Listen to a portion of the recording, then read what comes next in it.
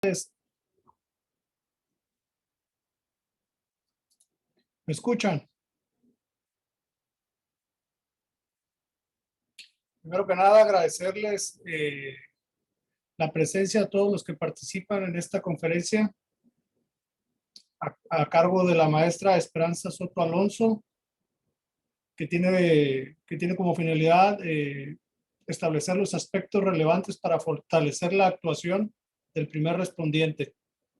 Maestra Esperanza Soto Alonso, muchas gracias de nueva cuenta por apoyarnos en este ciclo de conferencias y de capacitaciones para todas las personas y los participantes que ahora aquí se encuentran reunidos en la búsqueda de seguir capacitándose y actualizándose día con día en su labor dentro de las corporaciones o las instituciones policiales a las que pertenecen. De igual manera que el público en general que nos acompaña pues por el apoyo para seguir de una u otra manera capacitándose en esta materia.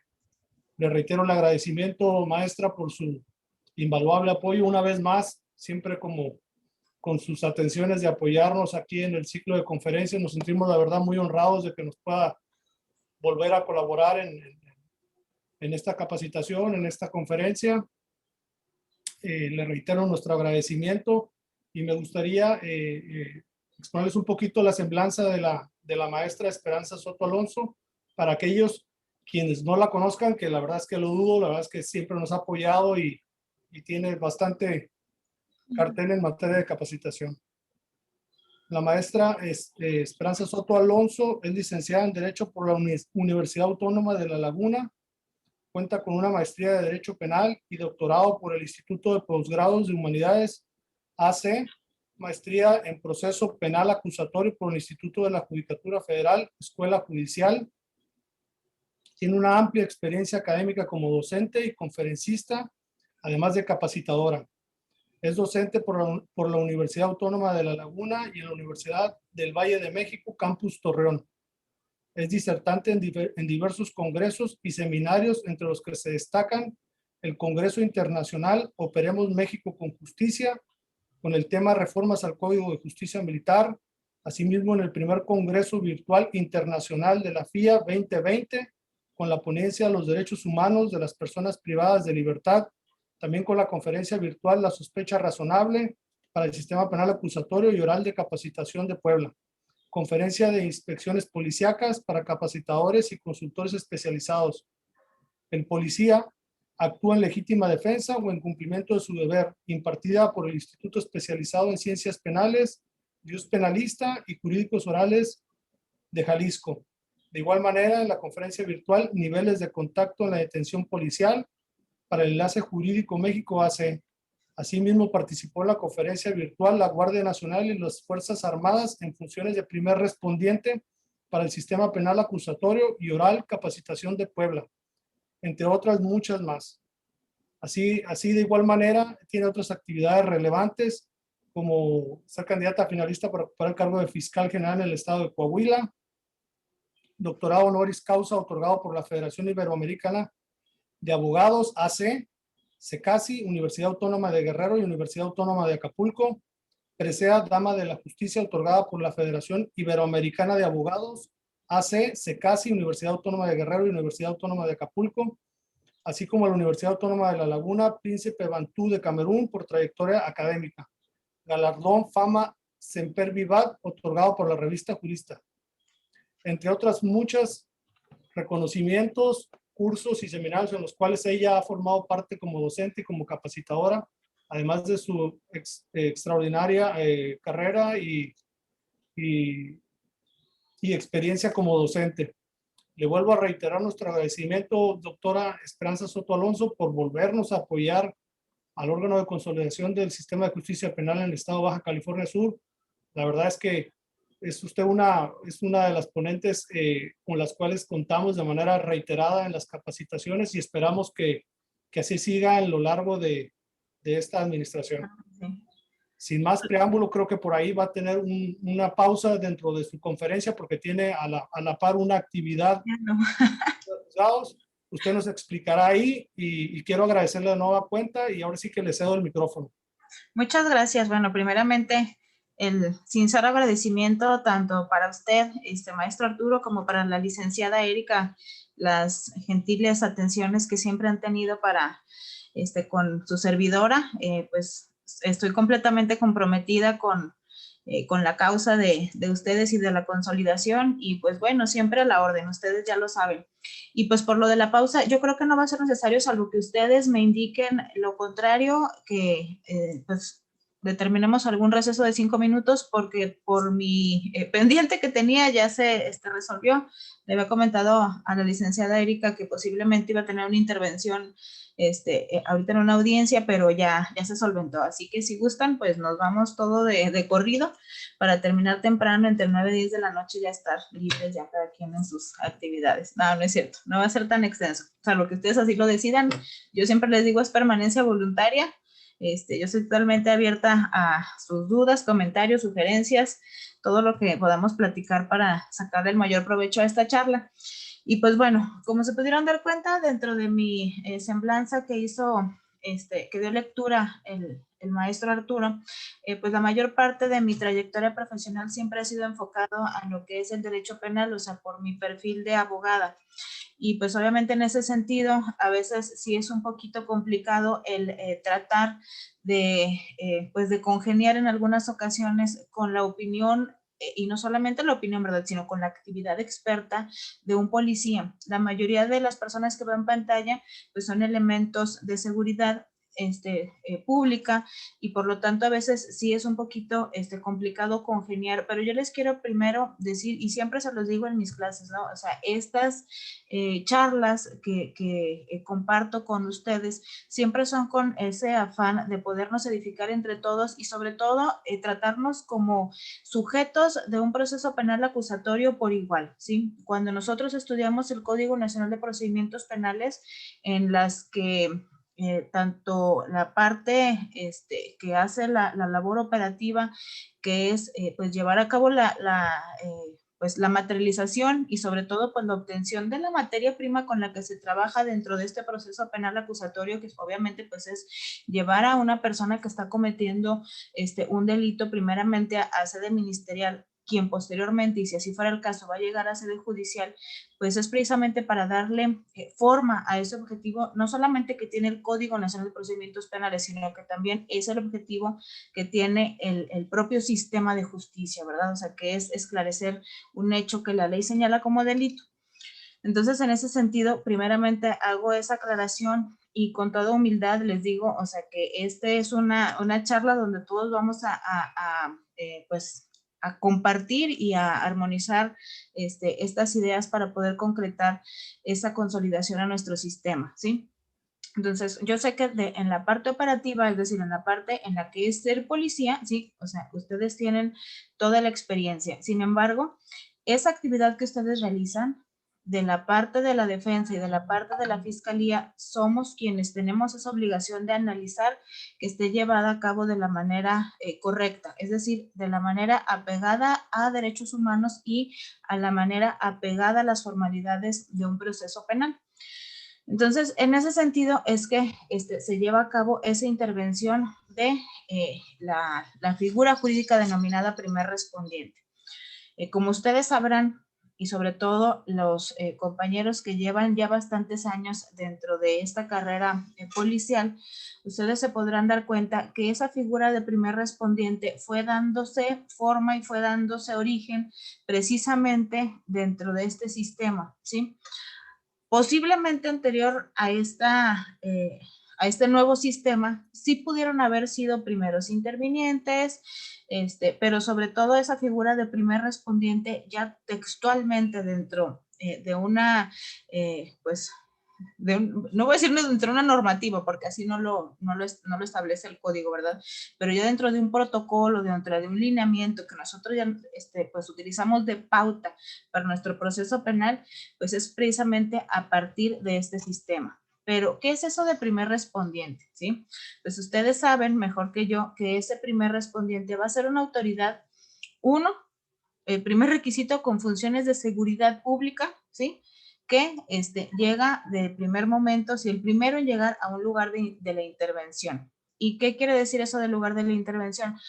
En el anterior sistema, en el sistema inquisitivo mixto, utilizábamos más el término del lugar de los hechos, ¿sí? Hoy en día dejamos en desuso ese lugar de los hechos, aunque al fin y al cabo, pues para fines prácticos se pudiera utilizar de manera indistinta, ¿sí? Pero para darle esa formalidad dentro de este sistema vamos a utilizar a ese lugar como lugar de intervención, porque propiamente es el lugar donde se va a iniciar el trabajo de ese primer respondiente, ¿sí? No solamente puede ser el lugar de los hechos, el lugar de la intervención, es decir, el lugar de los hechos puede ser en un crucero, es decir, en el crucero de Colón y Bravo, ¿sí? Pero el lugar de la intervención posiblemente vaya a ser 4 cuadras adelante, ¿sí? O 1 kilómetro más adelante, ¿sí? Entonces, ahí es donde va a intervenir ese primer respondiente. Y por obvias razones, pues no sé, para que se pudiera homologar todas estos conceptos, ay, una disculpa, si es que se está yendo una moto así como rondando, yo creo que aquí el vecino que a buena hora se le ocurrió prender su moto. Si se escucha mucho, me dicen para cerrar la ventana, ¿eh? Entonces, para poderle dar pues un parámetro a esa figura del primer respondiente, nos tenemos que remitir pues al primer manual que se emite para tales efectos, que es propiamente el Protocolo Nacional de Actuación del Primer Respondiente. Ese protocolo nace en el año 2015, ¿sí? Y ese protocolo sirvió en aquel momento para poderle dar esa homologación a las actuaciones de todos los policías que en aquel entonces existían, ¿sí? Y pues ahora sí que se creó casi así como de último momento, porque ustedes recordarán que cuando inicia este sistema de justicia, ¿sí? Cuando estaba en la etapa de implementación, que obviamente fue gradual y que hubo obviamente entidades federativas que dieron inicio pues con bastante antelación que a nivel nacional, ¿sí? Pues había cierta variación en cuanto a las actividades, y no solo las actividades, sino en las formalidades que debía seguir una policía para poder llevar a cabo su trabajo. Entonces, cuando se crea ese protocolo nacional primer respondiente, a la par de otros protocolos que también fueron creados para precisamente homologar esas actuaciones, pues tuvieron una serie pues de requisitos bastante extensos en cuanto a las actividades que iba a realizar el policía, pero todos estaban encaminados a que había una cosa cierta y certera que se debería de haber visualizado desde un origen, ¿sí? Es decir, que el primer respondiente siempre iba a tener que ser una autoridad de orden civil, ¿sí? Y que en ese sentido el policía municipal, el policía de proximidad, el policía preventivo, era el indicado para ser el primer respondiente. La respuesta es totalmente, incluso hasta lógica, ¿no? Porque es el policía encargado de llevar a cabo las labores de prevención, es decir, la policía que está patrullando en sus unidades, la policía que se encuentra en determinados puntos estratégicos de una ciudad, ya sea en una unidad, en una camioneta, en una bicicleta, ¿verdad? O sea, porque también hay policías que andan en bicicleta, ¿cómo se llaman esos? Como tipo patineta, o sea, hay ya un sinfín de medios en los cuales pueden hacer esas labores preventivas. Entonces, sí es importante el que se delimitara esa actuación. Y ese protocolo nacional primer respondiente, pues en aquel entonces resultó muy maravilloso, hasta hoy en día pues, resulta de mucha eficacia. Sin embargo, dentro de ese protocolo existían ciertos anexos entre los cuales figuraba precisamente el informe policial homologado, ¿sí? Ahí fue donde comenzamos a conocer acerca de este informe policial homologado, que pues ahora sí que a veces de homologado no tiene nada, porque se supone que el informe policial homologado debería de tener como finalidad el que todos los elementos de seguridad pública, ¿sí? Que pudieran intervenir como primeros respondientes, es decir, que llevaran a cabo una detención material, lo pudieran requisitar de manera igual, no más o menos ni similar, ¿sí? O sea, cuando me refiero de manera totalmente idéntica u homologada, es que pues tengan el conocimiento de que en cada uno de los anexos que conforme al informe policial homologado, pues debe de haber cierta información que va a ser valiosa tanto para la fiscalía como para el órgano de la defensa, ¿sí? Pero bueno, eso lo vamos a poder platicar un poquito más adelante. Ahorita primero nada más hay que darle un entorno o un contexto a lo que es el primer respondiente, ¿sí? Para poder rescatar esos aspectos relevantes que nos van a servir para poderle dar esa finalidad a este sujeto del proceso penal, según el artículo 105 del Código Nacional de Procedimientos Penales, ¿sí? Pues como el órgano que va a llevar a cabo la materialización, primeramente de una persona que está cometiendo un delito, ¿sí? Y que esa detención, según lo que establece el artículo 146 del Código Nacional de Procedimientos Penales, pues va a tener que ser forzosamente en flagrancia, ¿sí? O por caso urgente. Pero, bueno, vamos a seguirle dando forma o contexto a lo que es este primer respondiente. Hay que recordar también, compañeros, que el Código Nacional de Procedimientos Penales ni la Constitución establecen como tal una figura de primer respondiente. Hoy en día ya lo utilizamos de manera totalmente coloquial. Sí, ya es natural el que nosotros empleemos este término para poder denominar a la policía que lleva a cabo la primera intervención. Ahora sí, entrando a esos aspectos relevantes que va a tener que verificar ese policía al momento de llevar a cabo su actuación, pues vamos a tener que comprender algunos, ¿sí? Obviamente, los más relevantes van a ser el que se materialice la detención con debido apego a derechos humanos. ¿Cuál es el derecho humano? Ahora sí que por excelencia, que pudiera ser violentado cuando un primer respondiente no lleva de manera adecuada su trabajo. Claro, el primer derecho que pudiera verse violentado es el derecho a la libertad, ¿sí? Porque cuando se realiza una detención sin apego a la observancia de los derechos humanos, ¿sí? O sea, se está trastocando un derecho humano, un derecho fundamental. Dentro de esa tesitura, no solamente se puede materializar la detención de manera formal, sino que pueden existir otras ciertas violaciones que se pueden verificar, por ejemplo, cuando se interrumpe el tránsito, el paso a una persona, a un ciudadano, con lo cual obviamente pudiera suponerse, y lo digo con esta reserva, suponerse que se está violentando su derecho a libre tránsito. Sí, pero esto siempre lo digo con reserva porque no necesariamente cuando un primer respondiente detiene la marcha de un vehículo que está siendo tripulado por una o varias personas, quiere decir que forzosamente está coartando, ¿sí? O separándolo de su derecho humano a libre tránsito, sino que posiblemente sea en la realización de un acto de investigación, ¿sí? Entonces, dentro de esos aspectos fundamentales que vamos a ver es que el primer respondiente no solamente es la facultad, ¿verdad? O sea, no es una situación potestativa, es una situación totalmente obligada de realizar actos de investigación. Aquí obviamente, ahora sí que a veces el derecho es un poco de interpretarse, ¿sí? Pero a pesar de que pues yo he estado en capacitaciones donde se dice lo contrario, yo sostengo que el primer respondiente sí tiene esa obligación, no solamente es facultad, esa obligación de realizar actos de investigación. Les voy a explicar por qué. Si ustedes se remiten al Protocolo Nacional del Primer Respondiente, hace ciertos parámetros para decir dónde inicia la actividad del primer respondiente y dónde culmina, ¿sí? Y dice el protocolo, bueno, el primer respondiente va a llegar al lugar de la intervención, es decir, donde se encuentra, porque él se enteró primero, ¿verdad?, de ese hecho delictivo. Es decir, puede ser que haya sido una denuncia anónima, una persona que los detiene por la calle al ir circulando en su patrulla y les dice, por favor, ayúdenme porque aquí adentro de la casa, pues se están agarrando a golpes, pues dos familiares, ¿sí? Mi esposo y mi compadre, ¿sí? Les da el acceso a la casa y como primer respondiente, pues llevan a cabo todas las actividades relativas a esa actividad, ¿sí?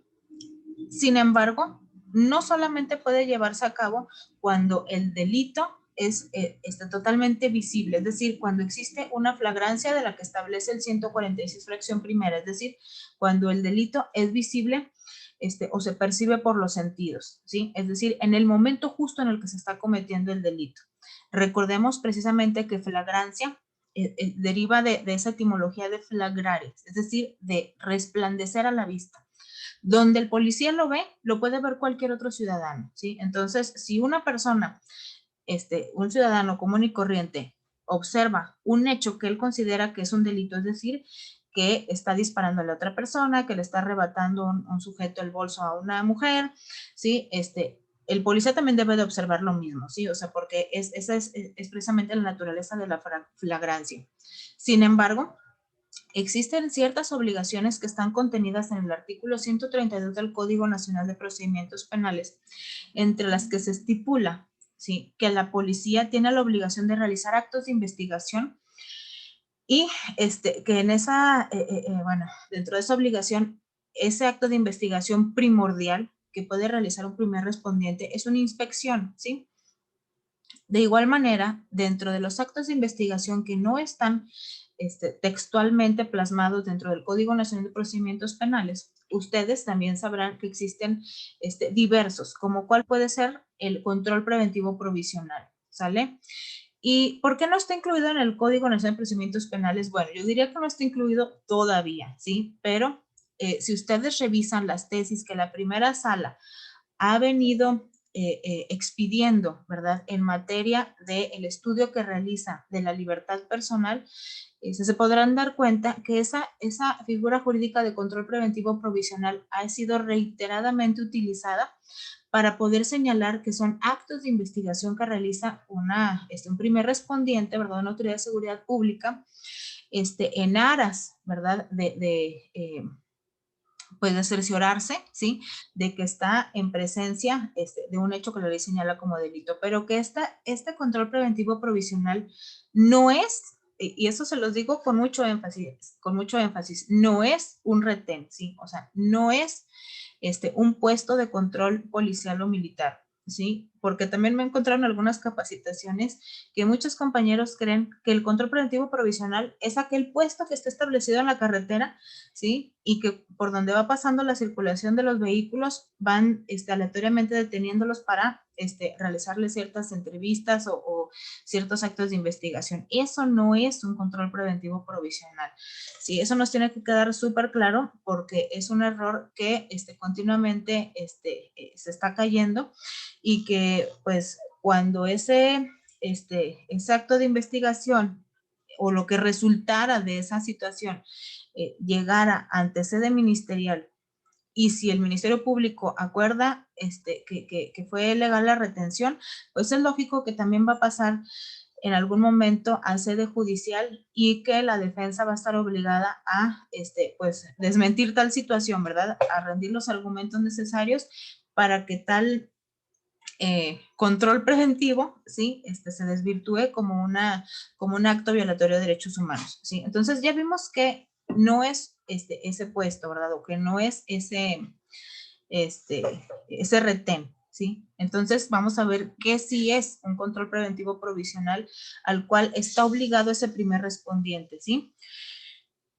Analizando las tesis que derivan de control preventivo provisional, bueno, estoy diciendo los rubros, ¿verdad? De libertad personal, de control preventivo provisional, de niveles de contacto, de uso de la fuerza, ¿sí? Ustedes pueden advertir que reiteradamente se emplea estos conceptos, ¿sí? El control preventivo provisional sí va a ser un acto de investigación que va a realizar el primer respondiente, pero siempre y cuando concurran dos elementos fundamentales. Si no existen estos elementos, no se puede llevar a cabo una inspección de manera legal, ¿sí? Esos factores son una sospecha razonable, ¿sí?, y un principio de excepcionalidad.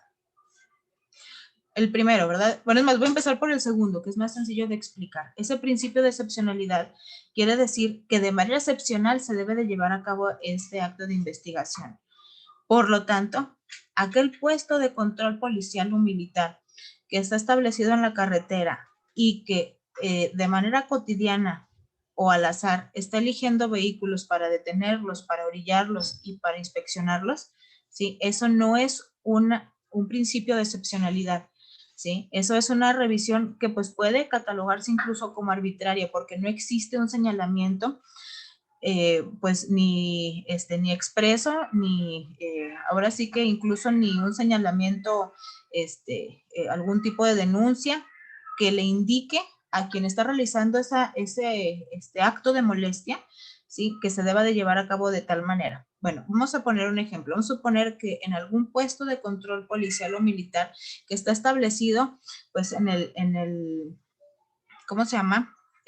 En algún puente que divide dos entidades federativas, ¿sí? Y que de antemano se sabe que pues ahí es el tráfico o el tránsito de algún tipo de situación ilícita, como que, como armas de fuego, como droga, o que incluso es un lugar donde existe alto índice de organizaciones criminales, cualquier cosa, ¿no? Pero ya existe delimitadamente una situación de excepcionalidad que va a poder ser aplicada, ¿sí? Es decir, si el policía en ese momento pues tiene como encomienda ya establecida el que tenga como obligación dar revisión o inspeccionar, propiamente dicho, o sea, el término correcto sería inspeccionar, ¿sí?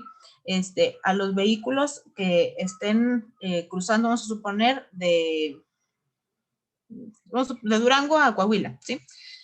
Ahí ya existe un factor que está delimitando ese parámetro. Quiere decir que no va a revisar a todos, ¿sí? Quiere decir que va a tener ciertas características la persona o los vehículos que va a revisar, ¿sí?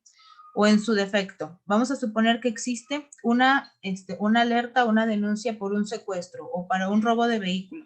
Y el vehículo que está siendo reportado como robado, pues es no sé, una Suburban color negro de vidrios polarizados, de placas de Tamaulipas.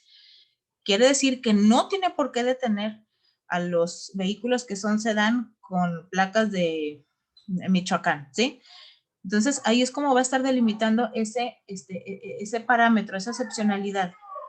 Eso lo estoy poniendo nada más como un ejemplo para poder delimitar que el control preventivo provisional, les insisto mucho, no es ese puesto, ¿sí? El control preventivo provisional se puede dar en cualquier lugar, ¿sí? En cualquier calle, en cualquier ciudad, en cualquier otro tipo de situación. Ahora, el segundo requisito, que es el que lleva un poquito más ya de complejidad, pero que también es utilizado ya bastante dentro de los informes policiales homologados y que a veces no comprendemos el alcance que lleva este concepto, es el de sospecha razonable.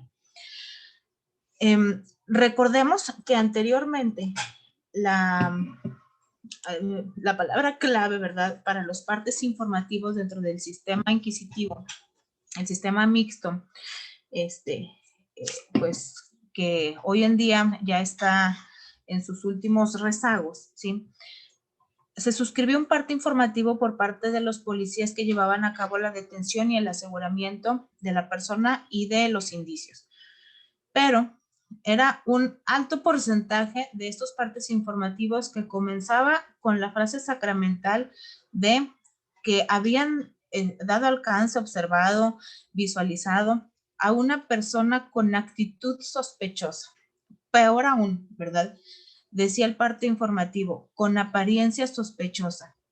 Entonces, el parte informativo en el sistema inquisitivo, o sea, no era inquisitivo, era inquisidor, ¿sí? O sea, porque en realidad, ¿cómo es posible que un policía pueda determinar, ¿sí?, que una persona tenga una apariencia sospechosa? O sea, puede ser una apariencia sospechosa para él, pero no quiere decir que sea una apariencia sospechosa en lo general, ¿sí?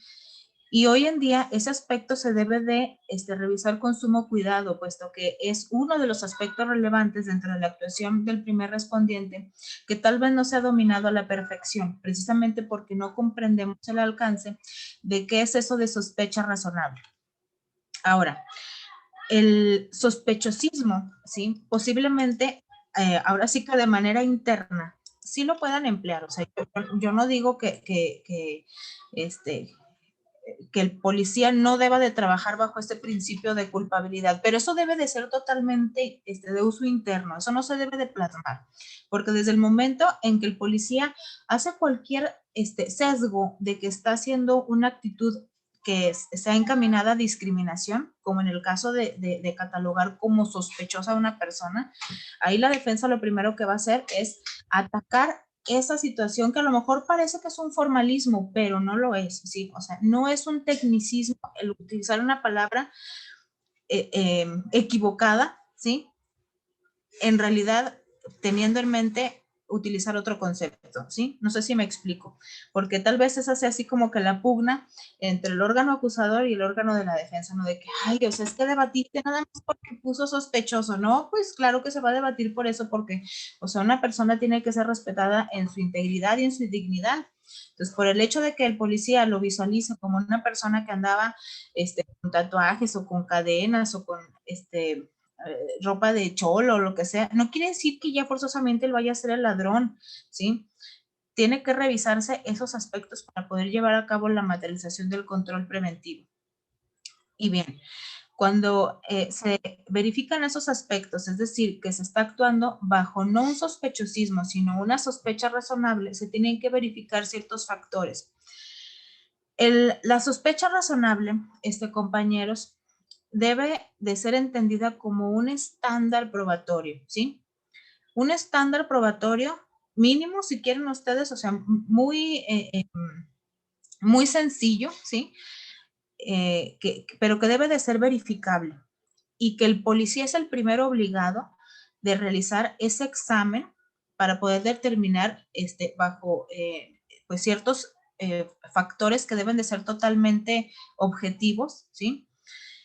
Y elementos, o sea, totalmente fácticos, es decir, que recaigan en hechos, ¿sí? No en la apariencia del sujeto, que nos estamos encontrando, estamos en presencia de factores de sospecha razonable. Para ser muy breves, ¿sí? El factor de sospecha razonable no puede ser analizado por el policía en lo individual, porque como es un factor, perdón, como es un estándar probatorio, si ustedes sabrán que las pruebas cuando se va a cabo una determinación por parte de quien las está valorando, no solamente analiza una, ¿verdad?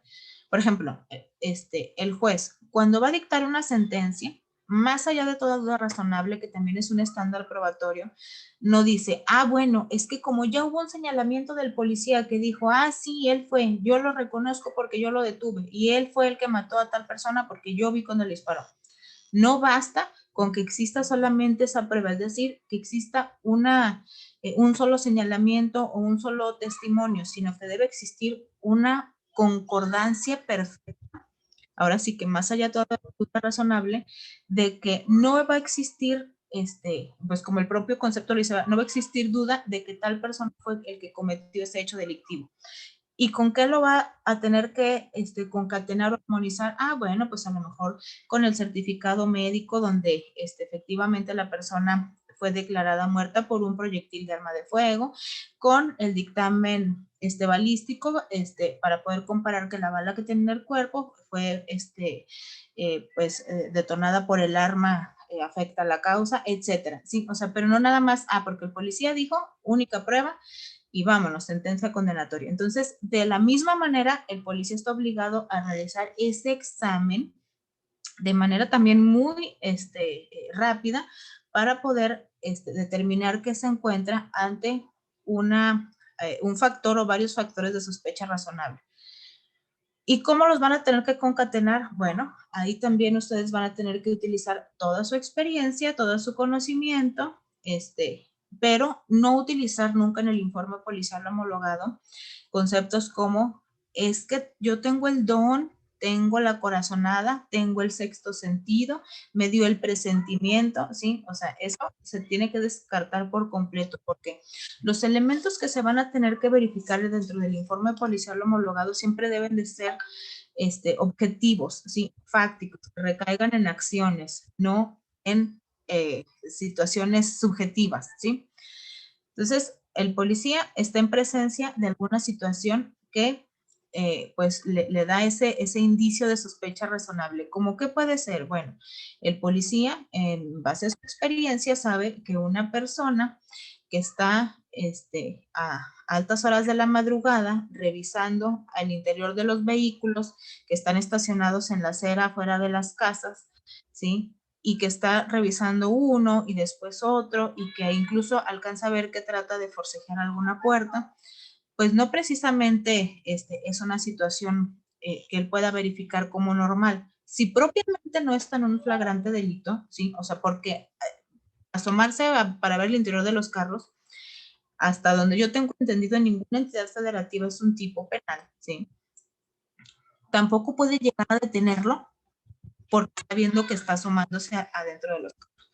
Pero eso quiere decir que ya tiene un factor de sospecha razonable, es decir, esa inusualidad en la conducta de ese ciudadano es el primer factor indicativo, ¿sí?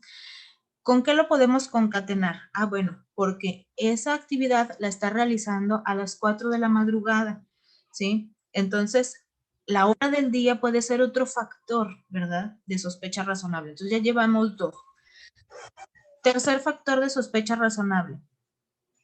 Y todos, fíjense, o sea, deben de seguir con una secuencia. Llega el policía, se aproxima a esa persona y va a tener que emplear el primer nivel de contacto, es decir, no va a llegar y le va a decir arriba las manos, digo, perdón, las manos donde las vea, ¿verdad? Está usted detenido, ¿no, verdad? No va a llegar a hacer eso de manera intempestiva porque todavía no está totalmente comprobado por parte del policía el que está ante un flagrante delito, pero va a aplicar el primer nivel de contacto, es decir, se va a aproximar. Aquí vamos a hacer un pequeño paréntesis para poder recordar cuáles son los 3 niveles de contacto, ¿sí? Primer nivel de contacto va a ser una simple inmediación, la cual no es, no es un acto de molestia que vaya a ser violatorio al derecho humano a la libertad personal o de libre tránsito, porque el hecho de que un policía detenga momentáneamente a una persona para hacerle una entrevista no quiere decir que no le vaya a ser permitido retirarse si es que no existe mayor indicio, ¿sí? Es decir, si el elemento policíaco detiene momentáneamente a esa persona y le dice, disculpe usted, señor, vemos que está a esas altas horas de la noche, pues revisando el interior de los vehículos o de este vehículo, ¿sí? ¿Tiene usted algún problema o cuál es el motivo de su presencia en este lugar? Ah, es que ¿sabe qué? Acabo de llegar del trabajo, ¿sí? Porque soy defensor público, tuve que atender a una persona en la fiscalía, acabo de llegar y resulta que dejé las llaves pegadas en el carro y pues ahí están también las llaves de la casa y no hallo hacerle para cómo abrirle. Ah, bueno, asunto solucionado, ¿sí? Es decir, hubo una cooperación, el policía pudo advertir la actitud de la persona, ¿sí? La actitud, por eso les digo que esto va encaminado a las conductas, no al aspecto de la persona, ¿sí? Es decir, no se andaba vestido, de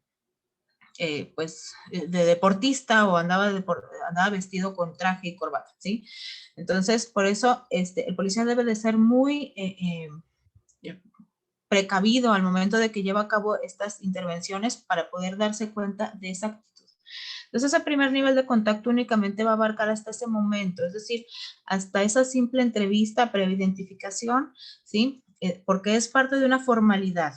Obviamente, todas las personas del mundo sabemos cuáles son policías por la simple presencia, porque va a descender de una patrulla, porque anda uniformado, porque anda portando un arma de fuego, porque porta una placa, ¿sí? O sea, no hace falta que le diga que yo soy policía, pero es una formalidad, ¿sí? Y eso está establecido dentro de los protocolos y manuales de las instituciones policíacas y por lo tanto se debe de seguir de esa manera.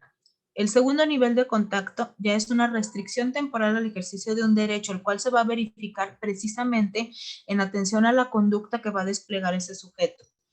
Dentro del mismo ejemplo, si el policía advierte una actitud nerviosa, una actitud evasiva, que trata de darse a la fuga, que trata de agredirlo, que trata de sacar de entre sus ropas cualquier situación que pudiera ser peligrosa, como un arma, un picayelo, un desarmador, que le empieza a rayar la madre, que lo amenaza, ¿sí? Entonces, esas son actitudes que debe de verificar el policía para poder aplicar ese segundo nivel de contacto, en el cual posiblemente ya va a tener toda esa libertad para obligadamente a realizar esa inspección. Es decir, si existe esa actitud, lo va a poder inspeccionar para ver si entre sus ropas trae alguna situación o algún indicio que pudiera ser factor igualmente de sospecha razonable. Ahora, si en ese mismo ejemplo verificamos que esa conducta es inusual, es decir, que hay algún tipo de violencia, que realiza el policía la inspección y se da cuenta que entre sus ropas trae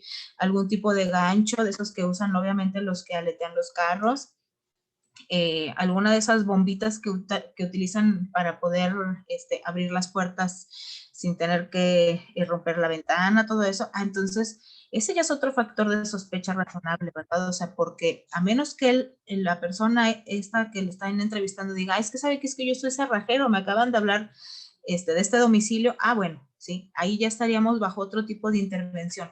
Pero si esa actitud se muestra violenta, evasiva, y encontramos ese segundo factor de sospecha razonable, ya estaremos ante otro indicio, ¿verdad? O sea, que va a conformar ese razonamiento probatorio. Por lo tanto, si ustedes se fijan, ahí no estaban en presencia de un delito. ¿Por qué? Porque traer propiamente ¿cómo se llama? Estos artefactos, estas herramientas, pues no es propiamente un delito. O sea, uno lo puede traer, pues, no sé, de manera casual.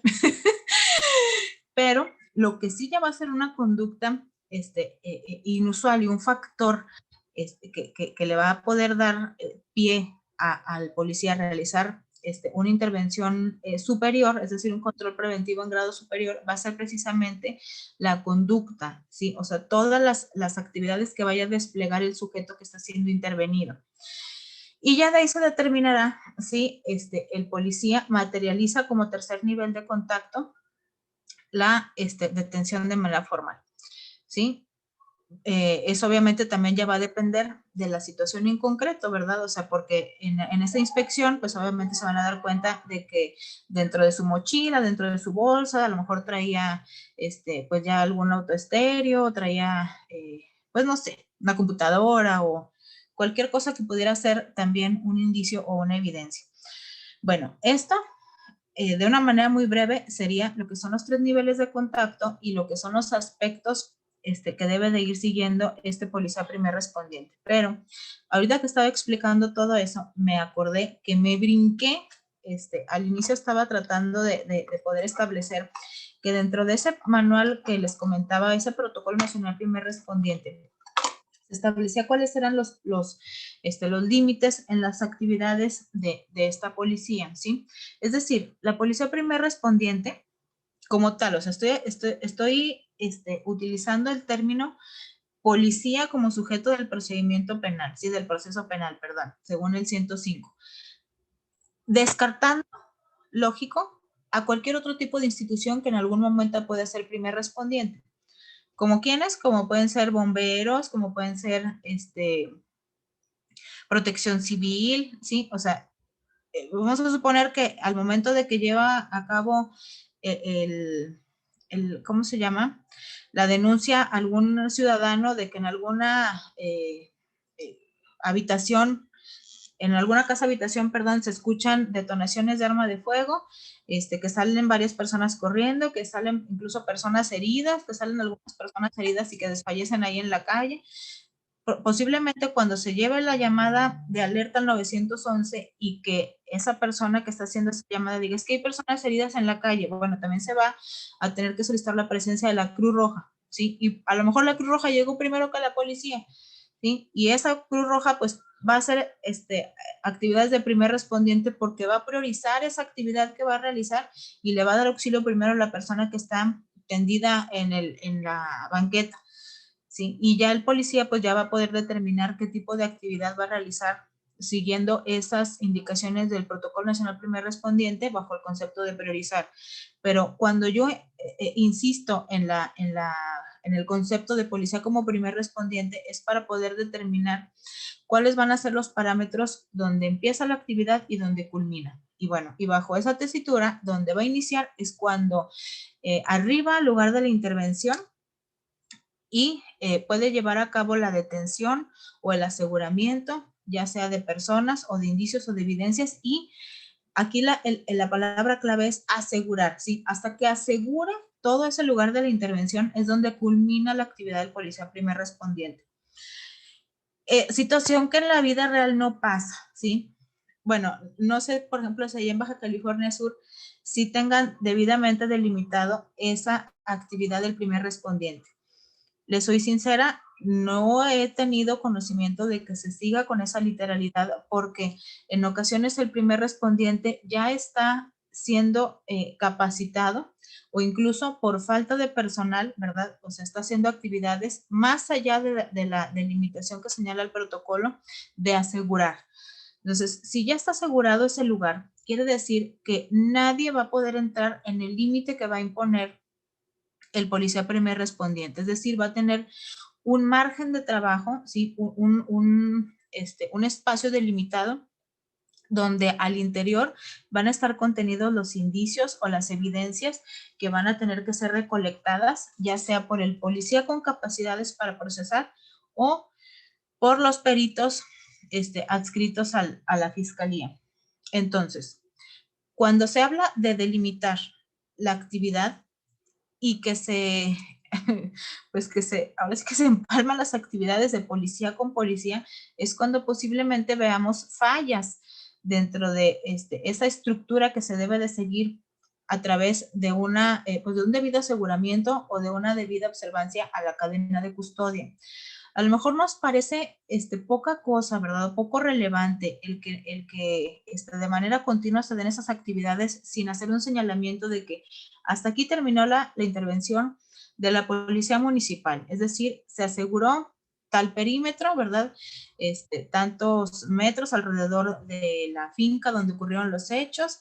Se fijó ese lugar a través de la fotografía donde estaban los casquillos percutidos, donde estaba la persona fallecida a media calle en el pavimento, en el asfalto, y aquí está totalmente delimitado para que no fuera contaminado, ya sea por los familiares, por los reporteros, por quien sea. Cuando llega la policía con capacidades para procesar es cuando debe de hacer la recolección de esos indicios o evidencias. Cuando llega la unidad de servicios periciales es cuando debe de hacer el levantamiento del cadáver y todo lo conducente para esa actividad. Es decir, el policía primer respondiente no debería de tener la obligación de llevar a cabo esa secuela. Sin embargo, en muchas ocasiones sí lo hacen, ¿sí? Es decir, cuando se asegura un arma de fuego, el policía primer respondiente es el que saca su cartoncito de la patrulla, le pone los hinchos, le pone la etiqueta y se lleva la evidencia de ese lugar, ¿sí? Sin fijarla fotográficamente, es decir, no hay ninguna evidencia de dónde la levantó. O sea, me refiero que esa es una actividad que lo debe de realizar la policía que está profesionalizada para eso.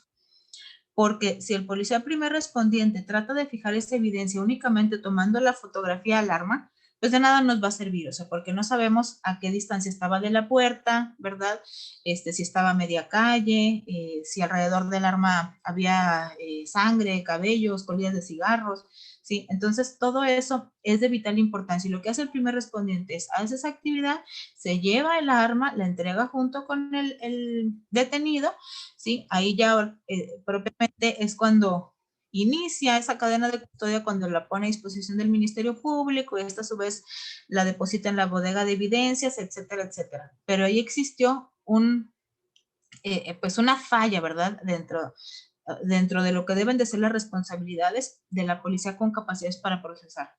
Y esto otra vez nos remitimos al 132 del Código Nacional de Procedimientos Penales. O sea, si no fuera necesario una policía con capacidades para procesar, pues simplemente no existiría, ¿verdad? No existiría también un protocolo para tales efectos, sino nada más diríamos la policía municipal, la policía preventiva que se haga cargo de todo el trabajo y con eso ya damos el trabajo por hecho.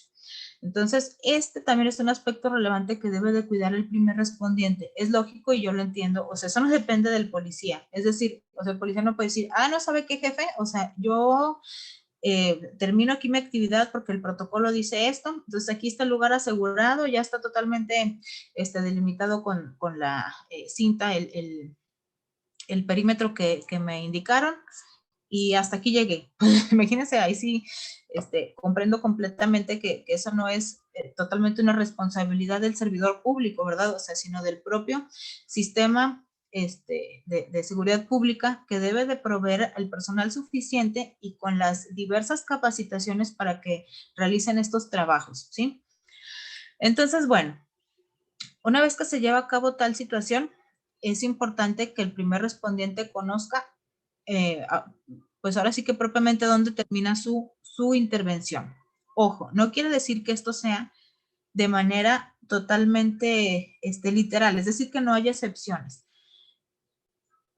Es lógico que en determinados casos, cuando la exigencia de la situación en particular así lo amerite, claro que el policía el policía primer respondiente va a tener que procesar esa evidencia.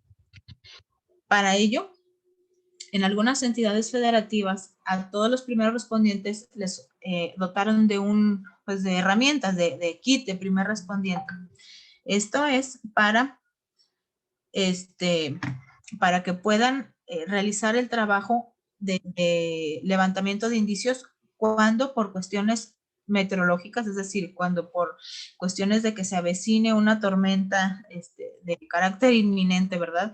No van a dejar los casquillos en el suelo, ¿verdad? O sea, no van a dejar las posibles evidencias que se pudieran encontrar en un lugar que pueda ser devastado por situaciones totalmente ajenas a su voluntad, porque pues ahora sí que si va a llegar el huracán, si va a llegar la tormenta, si por cuestiones de que va a caer la noche ya no van a poder fijar fotográficamente y pues se va a perder la claridad en evidencia, o sea, eso ya es una situación totalmente extraordinaria en el cual sí pueden intervenir, pero como les digo, es una excepcionalidad, ¿sí? O sea, ahí cuando se requisite el informe policial homologado y que se pongan a disposición del Ministerio Público los indicios, ¿sí? Se tiene que especificar que por tales motivos se llevó a cabo.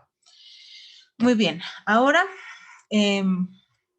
para dar un poquito de continuación a estos aspectos que conviene resaltar y que como les indiqué desde el inicio de la clase, o sea, son situaciones que nosotros dentro de la, ahora sí, dentro del análisis de la defensa, así como también debe de ser dentro del análisis de la fiscalía, esos son aspectos que tenemos que revisar con mucha puntualidad dentro de la actuación del policía. Ni la defensa ni el fiscal va a poder estar en el justo momento en el que están ocurriendo los hechos en los cuales está interviniendo el policía primer respondiente. Entonces, todo lo que vamos a saber y todo lo que le vamos a tener que platicar posteriormente al juez va a ser porque los policías así lo plasmaron, ¿sí? Los policías así lo dijeron en la entrevista. Por lo tanto, la verdad la va a conocer la persona que está siendo detenida, la víctima y el policía, ¿sí? Son los que tienen más próxima la verdad. Y si el policía no realiza esa actividad de manera clara, se va a perder o se va a desvirtuar o se va a dificultar en gran manera el objetivo que tiene tanto el Código Nacional así como el sistema acusatorio, es decir, el esclarecimiento de los hechos. Entonces, la pieza fundamental para poder llevar a cabo pues el conocimiento de esta información es el informe policial homologado. Hoy en día el informe policial homologado ha tenido cierta evolución, ¿sí? Y en esa transformación se supone, ¿verdad? Lo digo entre comillas, se supone que ha sido simplificado para que le reste tiempo de elaboración de policía, pero sobre todo para que sea fácil de llenar. Los aspectos más fundamentales que se deben de tener en consideración, bueno, obviamente es todo, ¿no? Pero yo lo que le quiero dar mayor realce es, uno, a la narrativa de los hechos, ¿sí? La narrativa de los hechos, compañeros, no, en ninguna parte, ¿sí? Es más, para irnos desde los orígenes, recordemos que la Constitución nunca dice, no obliga, no señala a que el policía tenga que dar un informe policial de su actividad, ¿sí? Lo que dice la Constitución es que una vez que se detenga a la persona en flagrancia, inmediatamente la va a poner a disposición del Ministerio Público, ¿sí? Es todo. no hace mayor referencia que tiene que hacer un escrito de una narrativa y que lo tiene que firmar y que tiene que llenar todos los anexos y que si el uso de la fuerza y que si hizo entrevistas y que no. O sea, nada más dice ponga a disposición inmediatamente. Sin embargo, o sea, como les estoy explicando, o sea, la manera de podernos enterar nosotros de qué fue lo que pasó o por qué o el motivo por el cual está deteniendo a una o varias personas es a través del informe policial homologado. Entonces, la Constitución ni el Código Nacional dan ni siquiera de manera indiciaria, ¿verdad? Que deba de seguirse bajo ciertos indicios, perdón, bajo ciertos parámetros, bajo ciertos requisitos, el informe policial lo puede redactar totalmente libre, es decir, coloquial, con sus palabras. Jamás se le está obligando a que utilice tecnicismos, a que utilice jurisprudencia, a que señale artículos, ¿sí? O sea, nada más va a platicar de manera cronológica, ¿sí? De manera ordenada, qué fue lo que pasó. Es decir, primero, cómo se enteró de los hechos. Si fue una denuncia anónima, si le hablaron de su C4, si lo que ustedes hayan tenido como punto número 1 para poder conocer la información o el hecho que se estaba cometiendo. O simplemente que ustedes lo detectaron con sus propios sentidos al estar realizando sus labores de prevención o de proximidad, o las labores inherentes a su trabajo y a su puesto, ¿sí? Segundo, por obvias razones, es importantísimo que se fije y que se establezca el día y la hora en que ocurrió tal circunstancia.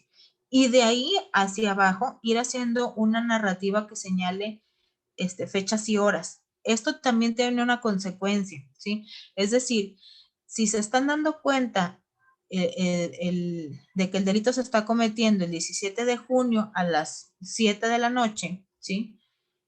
Que desde ese momento inicia su intervención, ya sea a través de la aplicación de los niveles de contacto, o si fue una situación de total flagrancia donde se llevó a cabo la detención, y que posteriormente, cuando termina su narrativa, se advierte que pusieron a disposición a esas personas, ¿sí? 20 horas después, eso se debe de justificar. Yo no digo, ¿verdad? O sea, que exista una hora establecida, porque en realidad ni la Constitución, ni el Código, ni la jurisprudencia nos dice que deben de ser 5 horas, media hora, ¿sí? O 1 minuto por cada kilómetro, no. La prontitud la va a establecer la circunstancia, ¿sí? Es decir, si al momento en que se materializa el hecho, existe, no sé, por ejemplo, una situación de que tratan de llevarse a la persona detenida, que empieza un forcejeo, que llegan los familiares, que llega toda la colonia, que no sé qué, ¿sí? O sea, pues claramente va a haber una dilación en esa puesta a disposición, ¿sí?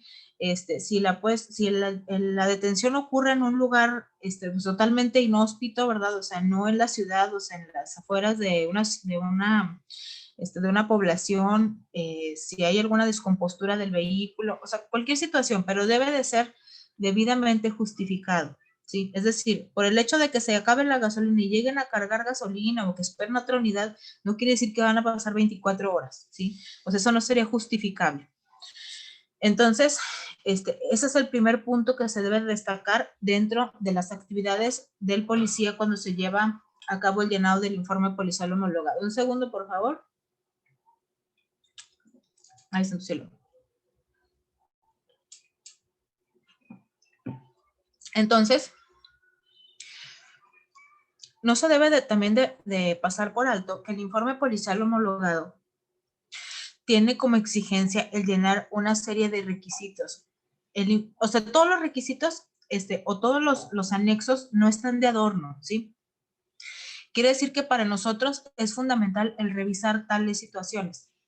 Miren, dentro del 132 del Código Nacional de Procedimientos Penales, otra obligación del policía es recabar las entrevistas de las personas que pudieran ser víctimas o testigos. Si en el informe policial homologado usted me pone que no realizó entrevistas, quiere decir que no hubo testigos. No me va a salir después, ¿verdad? De que sí entrevistó, de que sí hubo testigos y de que está empezando a dar nombres cuando el Ministerio Público lo entrevista. Entonces, por eso, ojo, ¿sí? O sea, esos anexos no están de adorno, son para llenarse. Y si ahí dice entrevistas y los espacios en blanco, póngale 3, ¿verdad? Realizar la entrevista a la víctima, realizar la entrevista a 2 testigos que eran las vecinas que estaban ahí afuera, son estos nombres y se obtuvo tal información. Así es como debe de ser, ¿sí? Porque esa es una costumbre también que ya está, pues, hecho una mala práctica policial y que después les revira pues en situaciones que pues yo comprendo que se hace un trabajo arriesgando la vida, ¿verdad? Pues exponiéndose en muchos sentidos como para que por un detalle que posiblemente tanto para la policía como para el Ministerio Público se ha visto como un tecnicismo, pues esta persona puede obtener la libertad desde la primera audiencia de control de detención. Entonces, por eso, pues yo los invito a que pues empleen todos los espacios de los anexos que nos trae este informe policial homologado, ¿sí? ¿Qué otra cosa? Miren, en el anexo de uso de la fuerza, y como, perdone, otro comercial, otro paréntesis, recuerden, o sea, que todo esto se da a conocer, o sea, porque es el análisis, ¿verdad? La revisión, todos los aspectos que va a tener que revisar el órgano de la defensa cuando vaya a tener que argumentar a favor de su representado, ¿verdad? De su cliente. Entonces, estos pequeños detalles son los que van a hacer la diferencia entre si una persona va a quedarse ya sujeta, ¿sí? A ese proceso desde un inicio o si van a haber dificultades, ¿sí? Es decir, imagínense que por una situación de esa naturaleza, es decir, por una, pues, por una detención realizada de manera ilegal, se pudieran venir abajo las pruebas por ilicitud, ¿sí? O por ilegalidad, peor aún, ¿sí? Es decir, que ya no vayan a poder ser subsanables o saneables. Y que por lo tanto, siguiendo la teoría del fruto del árbol envenenado, o sea, ya no vaya a haber material probatorio para poder tener seguimiento por parte de la fiscalía a ese hecho. Y eso va a generar un ambiente de impunidad, ¿verdad? O sea, la sociedad va a ver que o sea, las personas pueden cometer delitos sin mayor consecuencia e incluso, o sea, se va pues a malentender de que es que el juez lo dejó libre. Sí, pues lo dejó libre, pero por una razón, es decir, porque la prueba se obtuvo de manera ilegal, porque la detención fue llevada a cabo de manera ilegal, por eso lo dejó libre, ¿sí? No porque haya sido comprado, ni mucho menos, sino porque esa fue la consecuencia de una actuación equivocada. Y que les repito, ¿verdad? O sea, no es como si fuera una crítica, no es como si fuera ni siquiera una llamada de atención, o sea, es una situación que lo manejamos para podernos enriquecer entre las partes que conforman este proceso penal y poder, pues, ayudarnos, ¿no? O sea, porque al fin y al cabo, tanto la fiscalía como la defensa, como el órgano jurisdiccional, o sea, pues somos ciudadanos y todos estamos ahora sí que en este mismo barco y lo que pues todos esperamos es que tengamos un ambiente de paz y tranquilidad, ¿sí? Pero, pues todo eso se tiene que verificar, o sea, son situaciones que vienen contempladas en nuestro artículo 14 constitucional, es decir, que todo se debe de seguir bajo ciertas formalidades esenciales, ¿sí? Acuérdense que el debido proceso es pues un principio dentro de, considero yo, todos los sistemas procesales penales. Entonces, sí hay que darle pues esa relevancia, ahora esa importancia a esta actuación. Entonces, bueno, ahora sí, retomando a lo que les mencionaba respecto a los anexos, donde nos vamos a seguir enterando qué fue lo que pasó. En lo relativo a uso de la fuerza, también es otro aspecto que yo les invito a que podamos reflexionar en este momento. Acuérdense que el uso de la fuerza, primero fue establecido a través de las tesis de la primera sala, es decir, a través de ellas nos empezamos a empapar de qué era esto de uso de la fuerza y cómo lo íbamos a poder analizar o cómo lo iban a poder aplicar las instituciones de seguridad pública. Posteriormente pasó a ser una ley, ¿sí? Esto le dotaba de mayor fortaleza a las instituciones de seguridad para que pudieran desarrollar su trabajo sin el temor de que al emplear su fuerza pública se fuera a tomar como un abuso, ¿verdad? O sea, como un abuso policíaco, como una situación totalmente arbitraria, sino lo contrario, esto nos favorece a todos, o sea, pero aquí el punto clave es que lo podamos entender. He tenido comentarios, experiencias respecto a que se malentiende que cuando se llena el apartado de uso de la fuerza, es decir, al policía le da un poco de temor el utilizar ese apartado de uso de la fuerza diciendo, le disparé, ¿sí? O sea, lo cacheteé, ¿sí? Lo sometí, lo aventé al piso, como si fuera algo prohibido.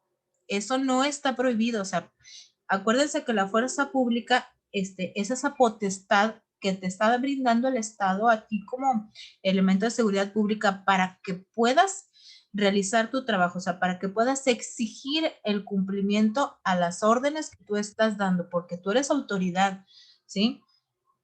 Y eso el ciudadano de hoy en día lo está olvidando. Al policía lo está bajando de su nivel de autoridad para ponerse al tú por tú, ¿sí? Para ponerse a forcejearle, para ponerse a alegarle. Entonces, no se trata de eso. O sea, el policía puede emplear el uso de la fuerza que le está dotando el Estado y cuando llene su apartado de uso de la fuerza debe decir, ¿sabes qué? Bueno, o sea, lo tumbé, se cayó al suelo, se raspó las rodillas. ¿Por qué? Porque me estaba tratando de agredir, porque traía entre sus manos un cuchillo, un picayelo, ¿sí? O sea, porque andaba drogado y me amenazaba con matarme. Por eso lo tiré al suelo para poderle aplicar un candado de mano, para poderle poner las esposas, para someterlo, subirlo a la unidad. ¿Verdad? O sea, ahí ya no hay mayor problema. Pero ¿qué fue lo que pasó? Que me dejan el informe policial con anexo de uso de la fuerza en blanco, que hasta le ponen una tacha o una raya así cruzada. Uso de la fuerza, nada, ¿verdad?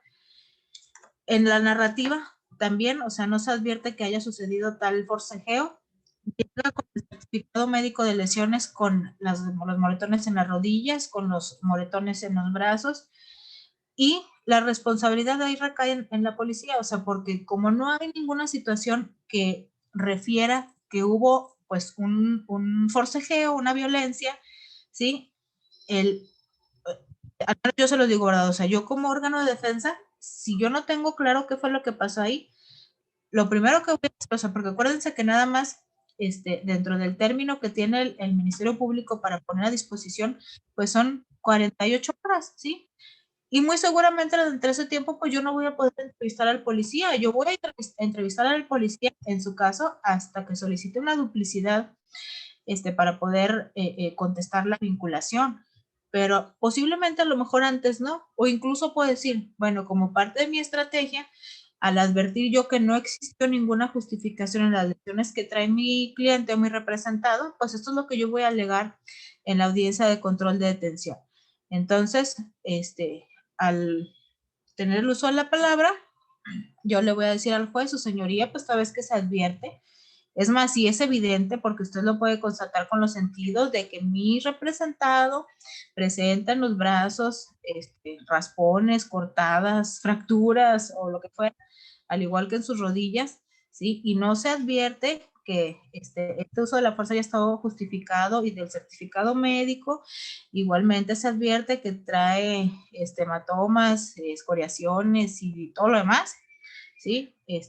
Se solicita que decrete de ilegal detención toda vez que fue contrario a los derechos humanos de mi representado. Y ahí empiezan los problemas, ¿vale? Entonces, por eso, en una situación que es sencillo de realizar, pues estamos cometiendo una omisión y que incluso, porque eso también ha habido situaciones en las que hemos sabido de que los elementos que realizan tal situación, hasta incluso se da vista a la misma fiscalía para que investigue cualquier hecho que pudiera ser considerado como delito en contra de los policías. Entonces, pues bueno, o sea, en lugar de resultar una cosa provechosa dentro del actual policíaco que está llevando a cabo pues una actividad que posiblemente pudo haber estado totalmente bien hecha, pero como no estuvo bien plasmada, hubo una total malinterpretación que va a tener como consecuencia en una investigación, pero ahora en contra del policía. Fíjense, o sea, nada más por algo tan sencillo. Ahora, recordemos que el uso de la fuerza, compañeros, no solamente es cuando ya emplean algún tipo de instrumento para poder causar esa neutralización o ese sometimiento, ¿sí? Recordemos que el uso de la fuerza va a comenzar desde el momento justo en el que ustedes están realizando labores de presencia. Es decir, si revisan ustedes la ley de uso de la fuerza, perdón, se van a poder constatar de que el uso de la fuerza pues va a iniciar justo en el momento en el que ustedes están realizando su rondín debidamente uniformados en la patrulla que ha sido asignada para tales efectos con los logotipos de su institución. Eso ya es estar empleando el uso de la fuerza, ¿sí? Porque eso ya es una disuasión. Cuando los ciudadanos perciben el que hay una policía que está realizando sus rondines frecuentemente, ¿sí?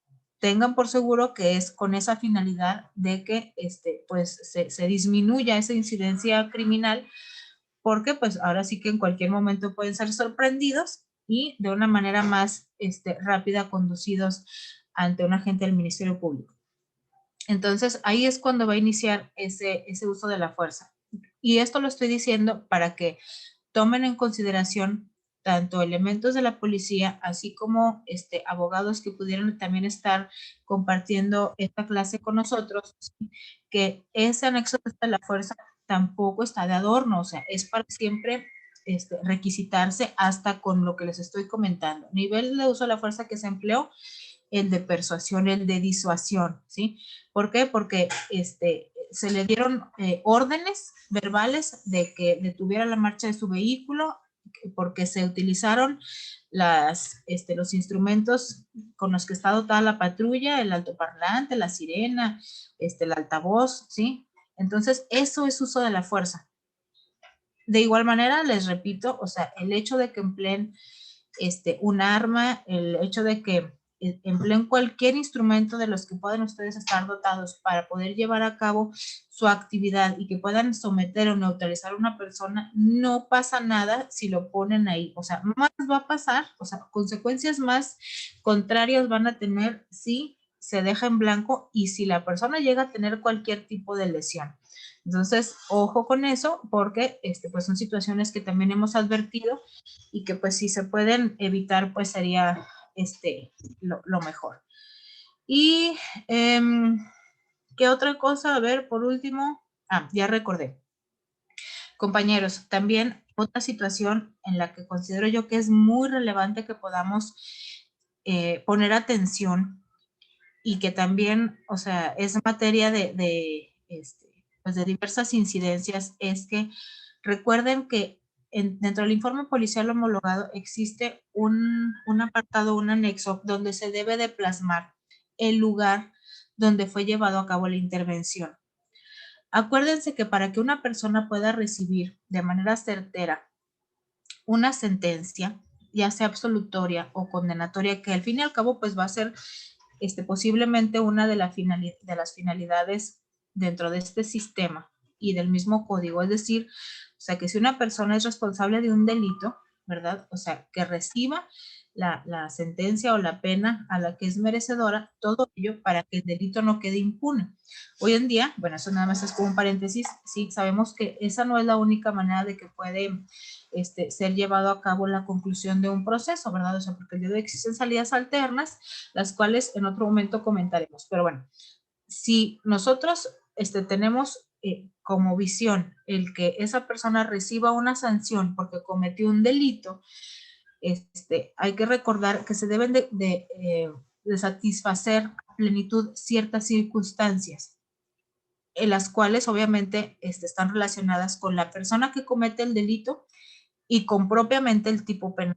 Es decir, la persona a la que está siendo señalada o a la que se le está atribuyendo la comisión de un delito, debe de estar completamente comprobado, sí, ahora sí que plenamente comprobada su responsabilidad y Aquí las circunstancias que van a tener que darle contexto a esa responsabilidad son circunstancias de ¿qué? De tiempo, de modo y de lugar. ¿Y por qué hago énfasis en lugar? Bueno, sí, o sea, porque si el policía que fue quien llevó, ¿verdad?, la información de que el delito que en esa ocasión se cometió, que fue un, no sé, algo sencillo, una aportación de arma de fuego, y que ese delito fue descubierto en flagrancia en la calle Hidalgo, esquina con Juárez, pero resulta que no existe la certeza porque dentro del informe policial homologado resulta que plasmaron que la detención ocurrió en Degollado esquina con Presidente Carranza, ¿sí? A lo mejor es un aspecto que dicen ustedes, bueno, ¿y eso qué tiene que ver? Bueno, pues es que eso también va a ser materia de contradictorio, ¿sí? Y que por lo tanto, o sea, pudiera ser motivo para que no estuviera totalmente acreditado o para poder sembrar una duda razonable en el juez, ¿sí? Porque si el policía está falseando en una situación tan sencilla como el lugar, ¿sí? Posiblemente podamos acreditar que a lo mejor no ocurrieron los hechos así como él lo dijo, ¿verdad? O sea, porque en tal lugar a lo mejor, no sé, es un centro comercial o es un jardín de niños, ¿verdad?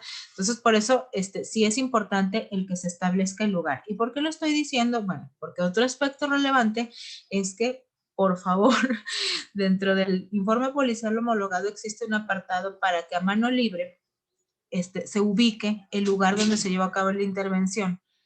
Y lo que ocurre es que está la hoja, el recuadro, una calle para abajo, una calle de oriente a poniente, Juárez, Colón, un puntito aquí, tan, tan. No, eso no es el objetivo de poder fijar el lugar. Sí, el objetivo de poder fijar el lugar es establecer un entorno que nos permita conocer qué es lo que había alrededor. Es decir, ¿qué les parece si en ese lugar estaba totalmente, pues solo? O sea, es decir, sin mayor tráfico visual, ¿sí? Pero en el lugar donde ustedes me están plasmando es un lugar donde hay pues bastantes arbustos, matorrales, donde no existe ¿cómo se llama? Luz artificial, etcétera, etcétera. Entonces, sí es importante el que se establezca, incluso, o sea, si en la esquina había un Oxxo, si estaba una parada de camiones, si pues había ciertos establecimientos, si había un puesto de tamales, o sea, todas esas cosas que le dan entorno o contexto a a esa ubicación, ¿sí?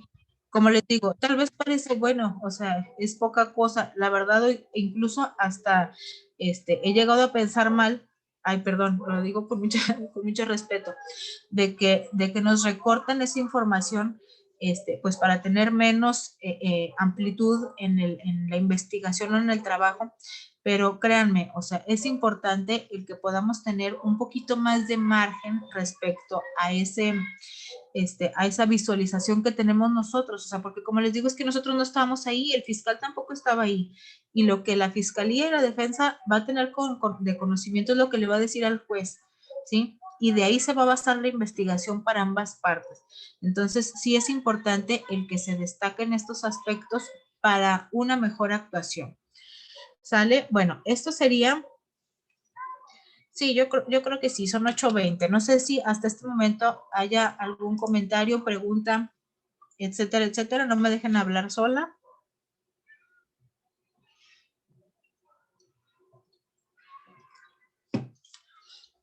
O si no, pues bueno, yo les voy a preguntar a ustedes. Sí se puede, ¿verdad, maestro Arturo? Hacer el examen sorpresa. No, no se crea. No, algún comentario. A ver, no he visto el chat. No sé, a lo mejor por aquí hay algún comentario. A ver, vamos desde el principio. Se están dando presentes.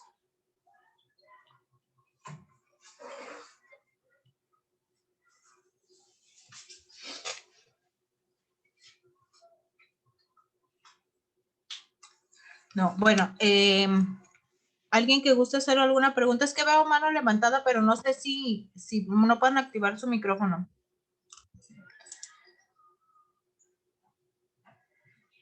Mire, por ejemplo, ahí veo a Leonardo Carvajal, maestro Aguayo, que está haciendo algunas señales, no sé si quiera tomar el uso de la palabra, pero no sé si no puede activar el micrófono.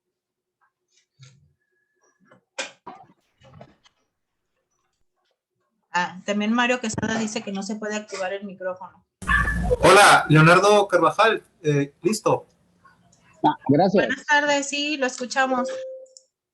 No, muy buenas tardes, doctora. Pues todo lo que nos manifiesta lo veo muy bien, de acuerdo a la situación que desarrollamos, la mayoría de los que estamos presentes en este curso que nos está dando como primeros respondientes. Y yo quisiera hacer énfasis en el penúltimo punto que tocó, del uso de la fuerza. El uso de la fuerza, como lo refiere usted, si bien a varios de los compañeros nos causa escozor el llegar a este tema, muchas veces en la detención, siento que también es un aparato que nos sirve como un seguro de lo que hacemos dentro de nuestro trabajo, de donde podemos mencionar que no solamente se trate de lesiones o cualquier otro tipo de situación que vaya a tener quizás la persona que se le vaya a asegurar o el imputado en este caso, la verdad de un señalamiento, sino que nos da la premisa de poder manifestar desde un principio cuáles fueron los hechos pertinentes que como autoridad llevamos a cabo, como usted lo mencionó, derivado de la Ley Nacional del Uso de la Fuerza, en que podamos decir que desde nuestra presencia policial, desde ahí versamos el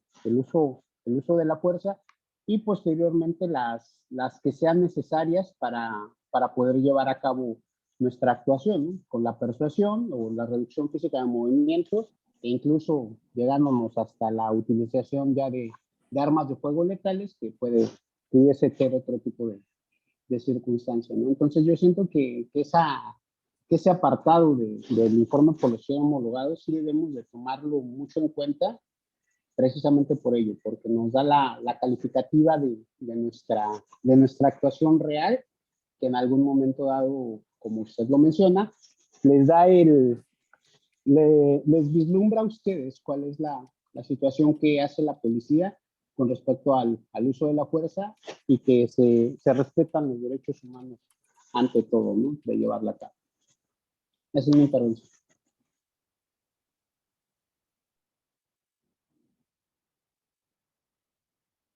Un momentito, doctora, vamos a activar su audio.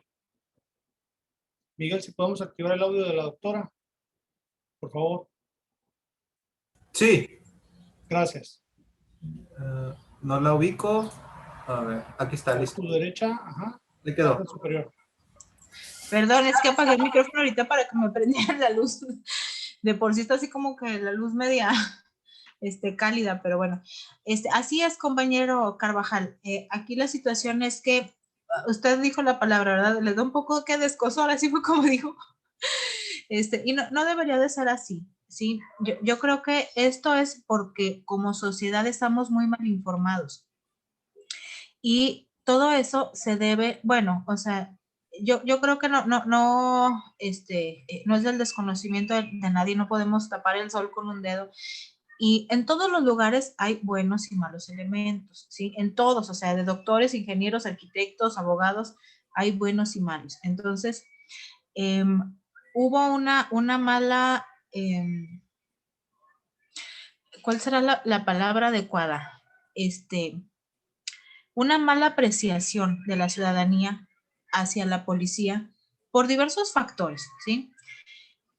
Y como se fue arrastrando esa mala imagen, una imagen de corrupción, de arbitrariedad, por eso ya está así como que ese estigma, ¿verdad? O sea, de que el policía cuando va a emplear la fuerza es porque va a abusar, ¿sí? No va a usar, va a abusar. Y yo insisto que es porque tenemos una sociedad mal informada. Fíjense, Yo recuerdo que hace algunos años, cuando justo se iba a publicar en el Diario Oficial de la Federación el Código Nacional de Procedimientos Penales. Hoy en día, pues ese artículo todavía está vigente, pero bueno, la situación fue que el Código Nacional tiene como actos de investigación los que se refieren a la inspección, ¿sí? Inspección, me refiero a la inspección de persona o a la inspección de vehículos. Y fue eso como que un boom en esos años porque la sociedad gritaba que iba a ser motivo de que arbitrariamente el policía te detuviera en la calle y te dijera, a ver, te voy a esculcar la bolsa o vacíate los bolsillos a ver si no traes droga. Y no es así, ¿sí? Entonces, de ahí fue creciendo esa mala imagen del policía.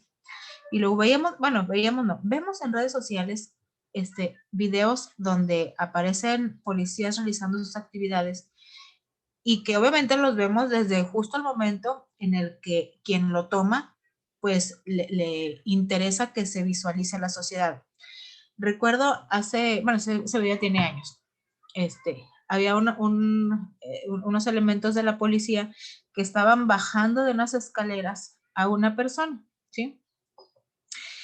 Obviamente nosotros ahí no sabemos si están cumplimentando una orden de aprehensión, si en flagrancia lo encontraron realizando alguna actividad ilícita. O sea, lo que estamos viendo es que está el prensado de unas escaleras, así, agarrado de los barrotes de una escalera, y están las vecinas, ¡ay no, déjenlo!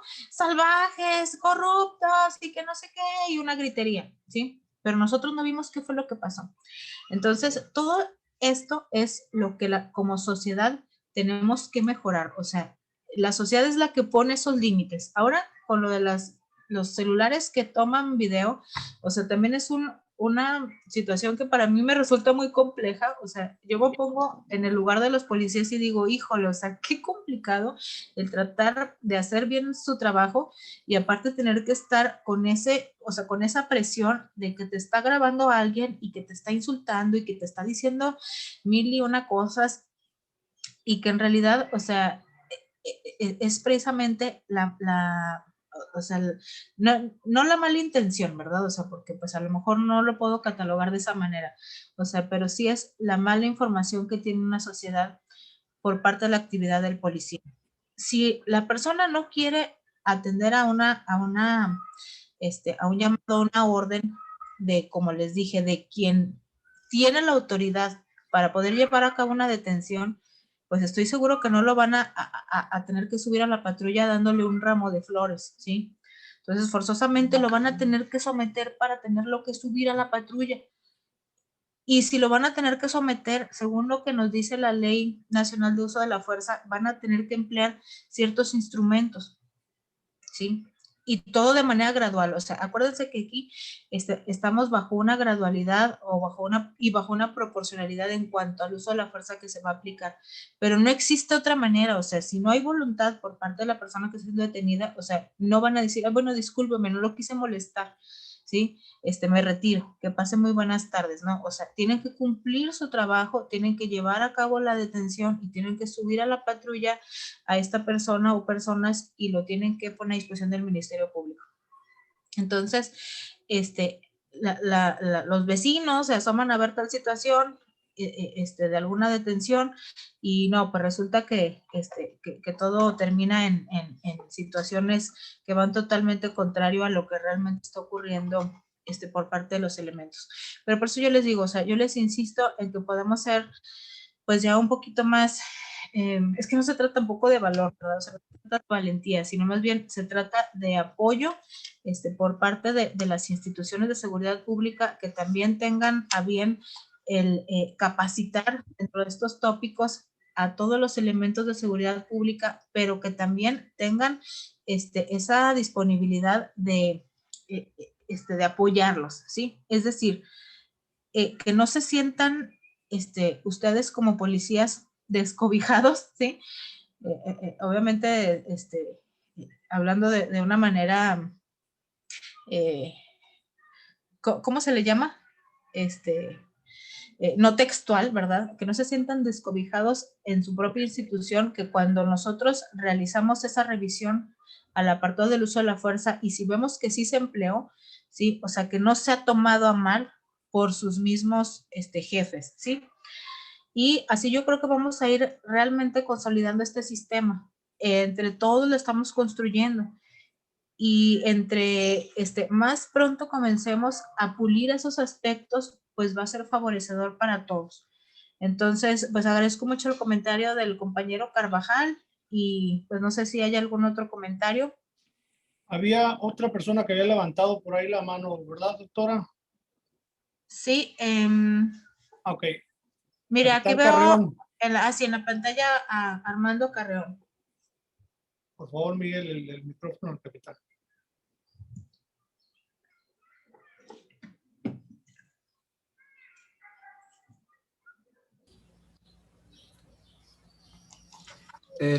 Armando Carreón, Miguel. Listo. Gracias. Listo. Gracias, Miguel. Gracias, licenciado Arturo. Gracias, maestra doctora Esperanza, por traernos esa luz de conocimiento. Todos los policías aquí en Baja California Sur estamos conscientes de la enorme responsabilidad al tener conocimientos y al ir madurando en esta cuestión del primer respondiente. Doctor, aquí solo tenemos 5 municipios y desde el 1 de julio del 2015 inició en uno de ellos, el 1 de enero del 2016 en este municipio de La Paz y el 16 de junio del año 2016 en el resto de los municipios. Entonces, poco a poco nos ha ido tocando la gran responsabilidad de actuar como esa autoridad en funciones de seguridad pública que llega al lugar de los hechos de un evento presuntamente constitutivo de delito. Y somos responsables y conocedores de esto, ya que nos queda claro desde ese momento hasta que se determine una sentencia, es decir, en la intervención que ese sujeto del procedimiento penal, como usted atinadamente nos aclara que es de acuerdo con el artículo 105 del Código Nacional de Procedimientos Penales, fracción sexta, que dice la policía. Ahí estamos englobados todos, los de Procuración de Justicia, los municipales, los estatales, los peritos, y vamos hasta el último momento en el juicio oral, pues a compadecer en calidad de testigos. Entonces, sí, maestra, sí nos queda claro la enorme responsabilidad que nos toca jugar en este papel, desde ser ese hilo conductor a la luz del conocimiento de un hecho probablemente delictivo hasta el final.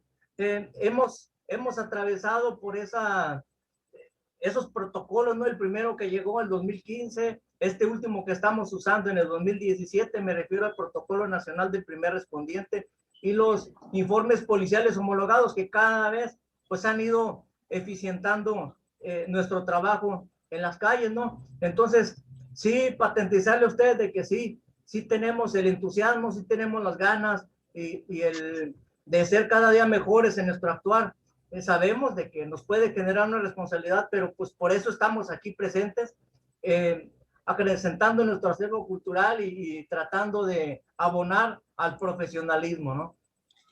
Claro que sí, muchas gracias. Oiga, pues, ¿qué le cuento? Yo también vivía allá en Baja California Sur en algún tiempo, cuando todavía estaba en asesoría jurídica. Ahí viví en La Paz, que será un par de meses, y no, hombre, pues tengo de allá unos recuerdos maravillosos. O sea, es un gran estado. Y por eso, siempre que me invitan, no me siento de cuenta que estoy allá. Muchas gracias por su comentario, compañero Carreón, y qué bueno que todos tuviéramos ese pensamiento, ¿verdad? Así yo creo que es como vamos a lograr llevar a cabo esa consolidación en nuestro sistema. Como yo les digo siempre en las clases que me invita el maestro Aguayo y mi amiga Erika, yo estoy totalmente a sus órdenes, ¿sí? En la medida de mis posibilidades, en lo que yo les pueda ayudar, en lo que yo les pueda aportar, pues siempre tienen ahí mi contacto para que, pues en la duda que pudieran tener, tal vez no tenga la respuesta, pero pues yo me comprometo a entre todos buscar alguna solución que sea en favor pues de lograr esa consolidación. Sí, es algo que nos sirve a todos, como les dije en un inicio, pues ahora sí que todos vamos en el mismo barco, ¿sí? O sea, a pesar de que juguemos roles distintos, lo que todos deseamos como ciudadanos, ¿verdad? Como sociedad es estar tranquilos en las calles, es poder regresar a salvo de la calle después del trabajo, o sea, tener la tranquilidad de que si nuestros hijos salen a jugar, pues también puedan regresar con bien. Entonces, de eso se trata justamente, ¿no? O sea, de eso se trata el conocer del sistema, ¿sí? El poderlo llevar a cabo de manera eficaz. O sea, hay ocasiones en que, pues, por ejemplo, el papel de la defensa es complicado en el sentido de que, pues, de antemano hay ocasiones en que la persona defendida, pues dice, sí, yo fui, yo hice, yo sí soy, ¿verdad?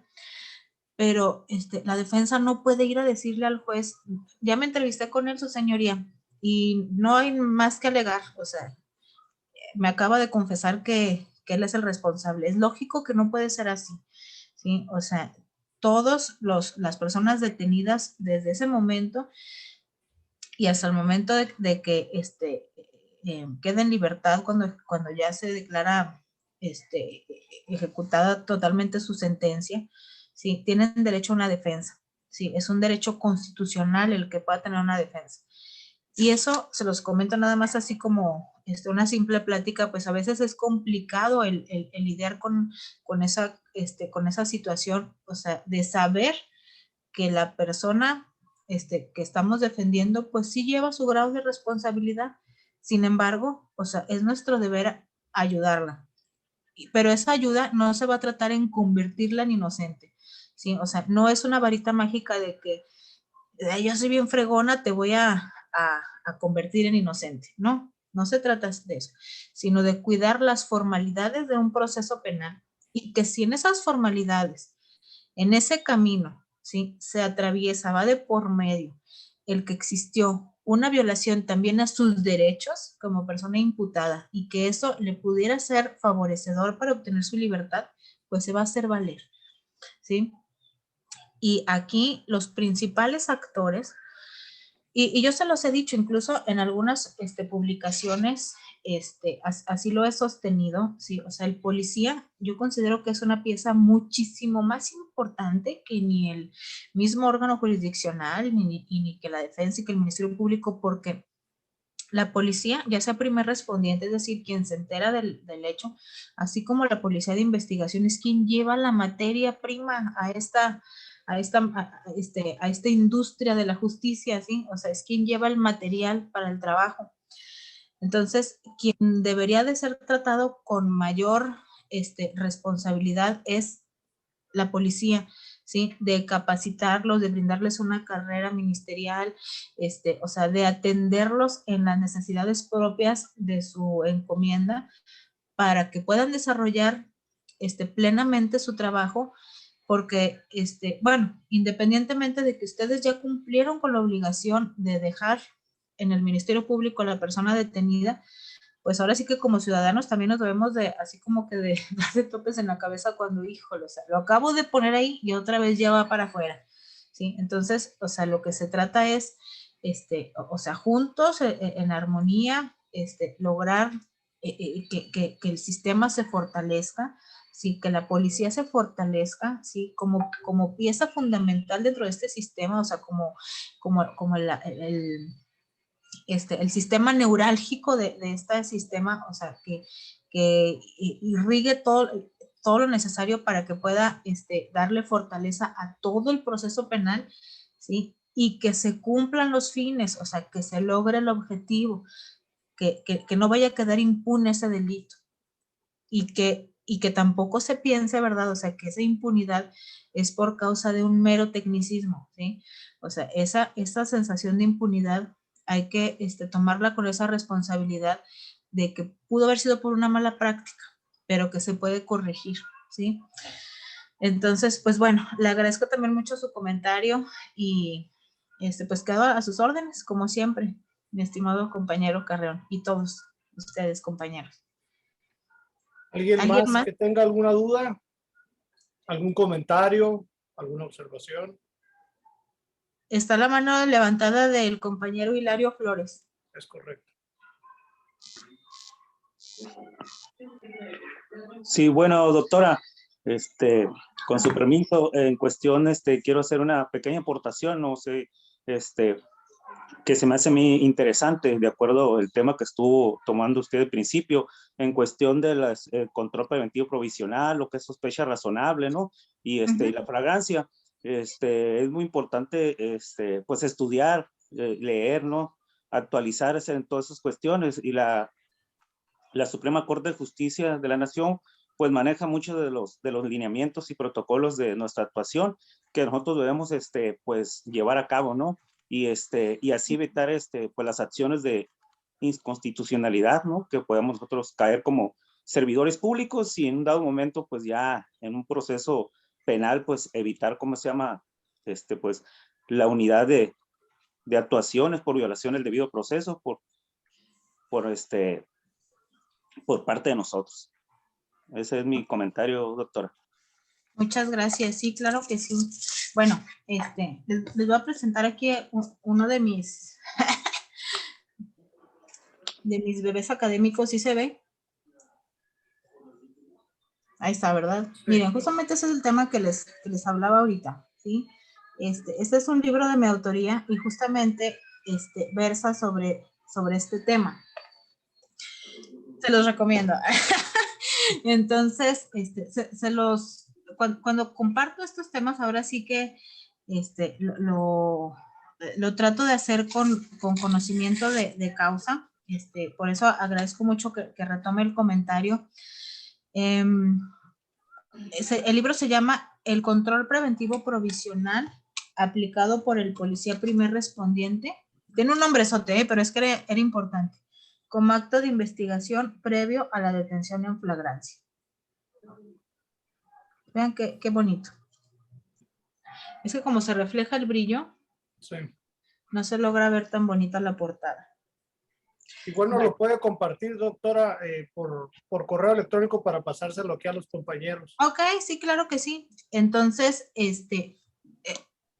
pues con esta investigación, ahora sí que ya llevo algunos años, ¿sí? Y por eso le digo, le agradezco que haya retomado ese tema. Es un tema para mí fascinante, ¿sí? El hecho de que este control preventivo provisional sea considerado por la Suprema Corte de Justicia de la Nación como un acto de investigación. Fíjense, es un acto de investigación que no viene previsto en el Código Nacional de Procedimientos Penales. Sin embargo, ustedes no me van a dejar mentir. O sea, es un acto de investigación con el que se lleva a cabo la mayoría de las detenciones en flagrancia. ¿Y por qué se lleva a cabo de esta manera? ¿Sí? O sea, porque obviamente choca, ¿verdad? O sea, con lo que es la detención en flagrancia. O sea, la flagrancia se debe de observar. Pero, si nosotros observamos la fracción segunda del 146, sí le da entrada a este control preventivo provisional. ¿Por qué? Porque acuérdense que esa fracción segunda del 146 prevé que cuando existan indicios o evidencias de que se pudiera estar cometiendo un delito o en ocultamiento de un delito o que posiblemente esos indicios sean para en lo futuro cometer un delito, ¿sí? Puede ser factor para que se pueda proceder a un control preventivo provisional, es decir, como primicia de una investigación se puede realizar este tipo de inspección que posteriormente va a culminar con una detención en flagrancia. Y tiene sus fundamentos constitucionales, ¿sí? Primeramente, el artículo 21 constitucional refiere, ¿verdad? O sea, que el imperio investigativo va a recaer en la policía. Y yo digo, bueno, ahora sí que lo interpreto de esa manera, ¿sí? Puesto que si bien menciona a la policía y al Ministerio Público, y que en muchas ocasiones malinterpretamos al querer encuadrar a que la policía únicamente va a hacer investigación cuando el Ministerio Público se lo ordene, la realidad es que no es así, ¿sí? Porque díganme ustedes, compañeros, o sea, si en una situación en la que se tenga que aplicar un control preventivo provisional, ¿sí? Es decir, en el ejemplo que estábamos hablando hace unos momentos de la persona que está revisando al interior del carro o tratando de forcejearlo, le va a hablar usted al Ministerio Público para decirle, oiga, aquí estoy visualizando a una persona que está forcejeando el carro. ¿Me autoriza irlo a entrevistar? ¿Me autoriza irlo a inspeccionar? ¿Alguien hace eso? No, ¿verdad? O sea, inmediatamente procedo, ¿sí? Obviamente en ejercicio del 21 constitucional, y como parte obligada por el Código Nacional de Procedimientos Penales a realizar ese acto, ¿sí? Ese acto de investigación. La investigación, eso que se oye, compañeros, es el gato. No vayan a pensar mal, espero que no se escuche tan fuerte. Ay, no, les digo que qué accidentado estuvo este día, pero bueno, es que así son los ruidos propios del ambiente. Lo bueno es que ahorita no son horas de que vaya pasando el de las gorditas y todo eso. Entonces, compañeros, miren, ese es el primer fundamento, ¿sí? Y posterior a ello, cuando se lleve a cabo esta intervención, es decir, el acto de investigación, sí va a culminar con la detención en flagrancia. Y la flagrancia no se va a dar en el momento cuando se visualiza a la persona observando, al policía observando a la persona forcejeando la puerta del carro. La flagrancia se va a dar en la inspección, o sea, cuando se aplique el control preventivo y vea que en la mochila trae los instrumentos y el autoestéreo y una computadora y una bolsa de mano, sí, ahí es donde se va a dar la flagrancia. Entonces, esto no se pudo llevar a cabo si no se aplicaba un control preventivo, ¿sí? En ese momento pudo haber sido en grado menor y pudo haber sido en grado superior si hubo forcejeo, si hubo violencia, si se quería dar a la fuga, o sea, todo eso debe de ser analizado bajo este concepto de control preventivo provisional. Entonces, reitero, este acto de investigación no está textualmente señalado en el Código Nacional de Procedimientos Penales, pero lo utilizamos en nuestro diario quehacer, sí, lo utilizamos a diario y a diario lo tenemos que analizar para saber si se aplicó correctamente. Entonces, como les dije hace unos momentos, o sea, aquí el factor clave es delimitar que el control preventivo provisional no es un retén y que se debe de seguir bajo esos dos requisitos, ¿verdad? Sospecha razonable y principio de excepcionalidad. Y es todo. Entonces, pues le agradezco mucho el comentario porque sirvió de pretexto para mostrar el libro y hacer mi comercial aquí auspiciado por el sistema de consolidación. No se crea, maestro. Ay. Pero, doctora, pero dígales algunos temas, no revele todo el libro, pues, para que lo puedan comprar. Está muy completo, miren. Incluso en el libro tocamos también el tema de dónde, es que no me puedo atinar la luz de aquí de esta onda. Ya. Espero no estar tan oscura, es que de veras esta luz está demasiado cálida y siento que no me visualizo. Es más, déjame hacer esto. Ya se aclaró un poco la imagen, ¿verdad? Sí. Acuérdense que el control preventivo provisional obviamente tiene su origen en la primera sala, pero la primera sala empleó incluso sentencias de la Corte Norteamericana para poder dar origen a estas tesis, ¿sí? Entonces también está una reseña de las sentencias norteamericanas, de Terry contra Ohio, de Alabama contra White. Tenemos igual en el libro lo que hace referencia a acción de inconstitucionalidad 10 y 11 2014, que es justamente cuando se hace ese estudio por parte de la Corte para determinar si las inspecciones iban a ser pues declaradas constitucionales o no. Y pues también una serie de fórmulas. Ay, se me hace que hay algún compañero está tecleando en su computadora y se escucha medio fuerte. Algunas reglas aplicables a seguir para el control preventivo provisional, una serie de preguntas y respuestas en torno al control preventivo provisional. Está muy completo, estoy segura que es pues de utilidad. A mí la verdad me ha servido bastante para mi trabajo, para mis audiencias. Obviamente pues la labor defensiva, pues ustedes saben que es tratar desde el primer momento hacer que el representado quede en libertad y pues créanme que sí he obtenido los resultados que me he trazado, así que pues bueno, ahí está también adelante por si es de su interés. Muy bien. ¿Algún otro comentario más, compañeros?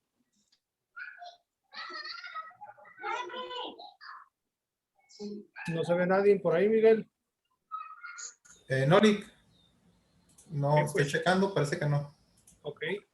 No queremos abusar de su tiempo, doctora. No, hombre, no se preocupe. Acuérdese que le dije Sabemos que está era muy permanencia ocupada. voluntaria. Sabemos que está muy ocupada, que siempre sus tiempos pues están un poco justos entre sus diversas actividades. Si no hay algún otro comentario o alguna otra intervención, no me resta más que en primera agradecerle por su excelente ponencia, por esta charla, la verdad, tan enriquecedora. Sobre todo, pues, que seguro ha contribuido y va a ser de enorme valía para aquí los participantes, ¿no? Reiterarle nuestro agradecimiento por su constante colaboración y ahora sí que apelando a su nombre, tenemos la esperanza de seguir contando con su apoyo en las Claro que diversas sí. conferencias y seminarios que próximamente estaremos implementando en estas semanas que vienen y sin más, dedicarle, bueno, agradecerle, ¿verdad? Como le digo, todas sus atenciones y su disponibilidad. Sabemos que el tiempo usted lo tiene pues limitado por sus múltiples ocupaciones y para nosotros siempre es un placer poder contar con usted. Agradecerle también a cada uno de los participantes. Sabemos que están muchos en su área de trabajo, que están ahorita de una u otra manera llevando pues sus actividades y dándose el tiempo para poder asistir a este tipo de charlas, que la verdad es que es en beneficio de ustedes y es pensado en ustedes.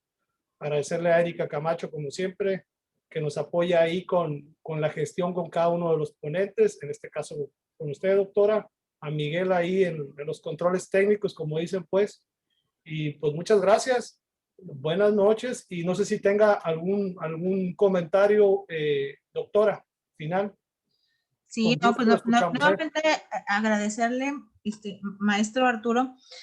Sabe que para mí es un verdadero honor y un gran placer estar aquí entre ustedes compartiendo esta charla. Créanme que el tiempo se va, pero en un abrir y cerrar de ojos y como le dije al principio, ¿verdad? O sea, mientras ustedes tengan a bien escucharme, yo aquí estoy a sus órdenes. Igual les reitero mi compromiso de poderles brindar el apoyo que ustedes consideren necesario. Si gustan también seguirme por Facebook, normalmente, o sea, no utilizo mi Facebook para cosas personales, ¿verdad? O sea, sino trato de que sea más bien académico.